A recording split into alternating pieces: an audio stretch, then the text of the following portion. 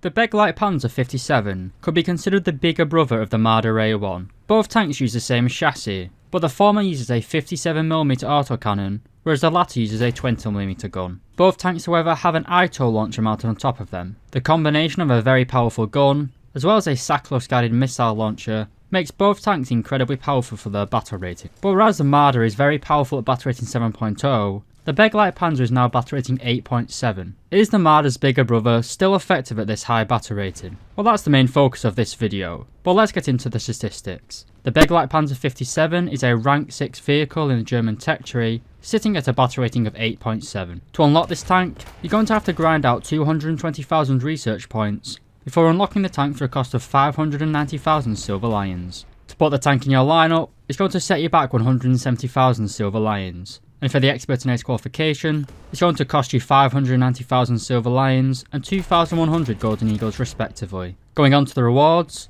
and playing with a premium account in realistic battles, you can expect an RP modifier of 440% and a silver lion modifier of 225%. In terms of customization, you have several camouflages available for golden eagles, and a single camouflage available on the Guardian marketplace. The Begleitpanzer is actually an incredibly old vehicle, and it is one of the OG top tier German vehicles. At one point in time, this was one of the lowest battle rating vehicles in the game to get thermal optics, which did set it apart from its competition. Those days are long gone though. With a recent battle rating increase to 8.7, is this tank still even worth grinding out? Well, that's the point of this video. Are you struggling to unlock new tanks, planes and ships, or feeling left behind due to not having a premium account? Well, with the free GE Android app you can get it all for free. The developer of this app works directly with Gaijin, is 100% legal, and breaks none of the terms of service. Carry out small tasks, such as completing surveys and watching ads, and in return, you'll receive free Golden Eagles for War Thunder, speeding up your progression. When you earn 28 or more Golden Eagles, you can deposit them straight into your War Thunder account. Simple. If you download and install free GE with my link in the description below, you can enter my personal code and receive 10 Golden Eagles for free. Using this link directly helps me as a creator, but more importantly lads, it helps you. So let's help each other. Download free GE from the Google Play Store and start planning on what you're going to spend those Eagles on. Thanks again to Free GE for sponsoring this video. The Beglite is powered by an engine producing 720 horsepower, combined with the vehicle's weight of 30 tons, gives it a power to weight ratio in realistic battles of 24 horsepower per ton. This is actually quite good, but the tank does feel rather slow, especially considering you do get a lot of up tiers to 9.7. I'll rephrase that. It doesn't feel slow, but it does feel very sluggish. It doesn't accelerate particularly well, and it's just the definition of average really. Regardless of this though, you do have a very good top speed of 71 km per hour, both forwards and in reverse. This does help you retreat when shit hits the fan, but I think this tank might suffer from one of Gaijin's mess up with the gearing where it has a lot less torque than it should have. It just doesn't feel as powerful as a 24 horsepower per ton vehicle should be. That is just my spidey sense, I could say. It just doesn't feel right, that's what I'm trying to say. Now, the survivability, well, first thing to say, this tank has a crew of 3 men, a driver in the hull, and a gunner and a commander mounted in the turret. The spacing of the crew is pretty bad. The driver and the commander are located directly behind each other, so if you face one of these from the front, just shoot it in the right hand side and you're going to knock out 2 out of the 3 crew and kill it instantly. So we're not off to a terrific start in terms of survivability, but let's crack on. It does have a frontally mounted engine which may soak up some low tier APF SDS rounds and SAKO, but if your enemy has a working brain they'll just shoot you in the right and kill your driver and gunner. But if we test the Begleitpanzer with a range of 100 meters against its own armor piercing rounds, we can see that the lower frontal plate gives us around 50mm of protection, whereas the upper frontal plate gives us around 45mm. Needless to say, this is a light tank, so it's not going to have any sort of armor meta. The front of the turret also gives us 31mm of armor, but it is quite a low profile vehicle really. There's not really too much to say about the Begleitpanzer's mobility and survivability. It's decently mobile, it's just dead on average, it's not amazing. The survivability is always going to be bad, it is a light tank. It's got a pretty trolly upper frontal plate, you can bounce some APC BC rounds if you come across any Russian heavies, that sort of stuff. APF SDS though is just going to go straight through it. Like I said, if you're against a competent player they're just going to shoot the right hand side of the tank and kill you instantly. It's got a good low profile, but that's the only thing really going for it. Alright, the firepower. The Begleitpanzer is armed with a 57mm Bofors L70 Mark I cannon. You can carry a total of 96 rounds of ammunition, and you have a reload rate of 0.3 seconds. You have a 48 round first stage ammo rack, with the rest of the ammunition stored on the floor of the turret. This ammo rack allows you to quickly change ammunition type. This is great if you need to rapidly change ammunition to deal with a different target, such as helicopters or planes. The tank has pretty good vertical guidance characteristics, with 45 degrees of elevation and 8 degrees of gun depression. One bad thing about this tank is that the gun is unstabilised, meaning you do have a pretty big disadvantage compared to other tanks at this battle rating. This also prevents you from firing accurately on the move, which is a major downside for this tier. Contemporary tanks such as the BMP-2 completely outcompete you in a brawl. Because of your lack of a stabiliser, this tank is much better employed as a support vehicle, preferably locating yourself in a strongly defensive position and attacking anyone that approaches you. But what is a gun without its ammunition? Our stock round is an APT belt. This is a solid shot, armor-piercing composite ballistic cap round, meaning it has no explosive filler. It has a muzzle velocity of 950 meters per second,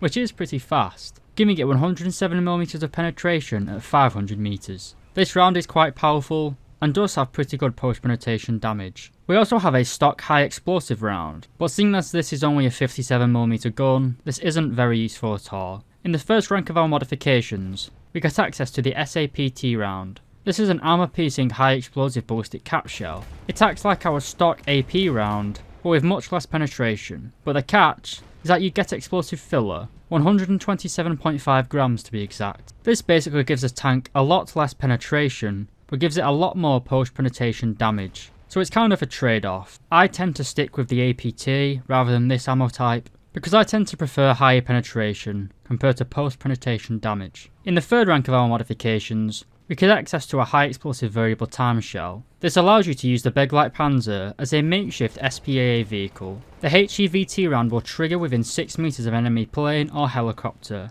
and contains 765 grams of TNT. This makes it pretty effective at knocking planes and helicopters out the sky, but you can only carry 10 of this type of ammunition, so you have to be very selective when firing. As I said in the introduction, we also have a SAKO missile mounted on top of the vehicle, which can fire either TOW missiles or ITOW missiles. Our stock missile is the TOW. This has 430mm of penetration and a range of 3 kilometers, whereas the ITOW, the improved TOW as it's called, has 630mm of penetration and a range of 3.75 kilometers. There's no real downside to using the ITOW at all, so as soon as you unlock it, I'd equip it. Apart from the 57mm gun and the ITOW launcher, you do also have a rifle caliber machine gun, which is mounted coaxially and fired by the gunner. Overall, the firepower of the Begleitpanzer is very good, but it is let down by the lack of a stabiliser. If this tank did have a stabilised gun, it would probably be battle rating 10.0 material, kind of similar to the Swedish Stridsforden 9040B tank.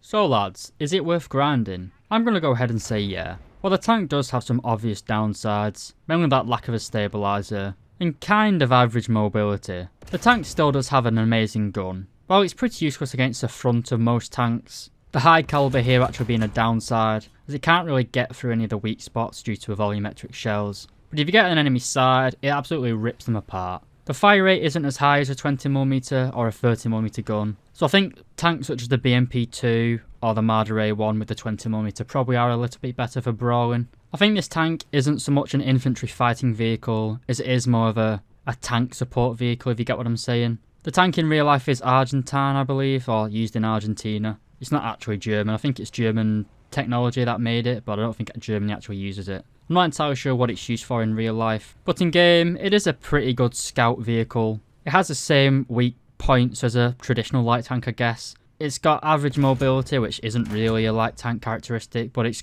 got poor firepower considering the front of an enemy tank. Once you get on the sides, it's pretty good. It does have thermals, so it's good at spotting enemies. It also has this spotting mechanic, which allows you to mark enemy players on the map. The recent battle rating increase to 8.7 has kind of given it a soft nerf. In War Thunder at the minute, any battle rating 8.7 vehicle kind of just gets up tier to 9.7. The T-72AV term spam is absolutely ridiculous right now. And like I say, it's kind of an artificial nerf. It was a little bit too strong at battle rating 8.3 though, so it's kind of impossible to balance due to the T-72 terms. That tank really should go up to battle rating 10.0. It's certainly good enough. It's better in every way compared to the T-80B, apart from the mobility. Better armour, better gun, better thermal. But guys, you need the sales, don't they, boys? But I do like the Begleitpanzer. You do have to kind of use it against the side of enemy tanks. You can use the missile launcher for the front of enemy tanks, but it is quite slow. So it's like a shit hits the fan scenario where you go around a corner and you both make barrel contact, I guess, not eye contact. If you try and fire a missile, it's likely going to kill you before you get time for that missile to hit the enemy really. Especially if it's like medium distance engagement. But the tank's good. The battle rating system in War Thunder certainly is not. What more can I say? That's something everybody that's played War Thunder for more than 10 minutes can understand. But anyway lads, I hope you enjoyed the video and found it helpful. Comment down below what vehicle you'd like to see reviewed next. And I hope to see you in a future review. Cheers lads.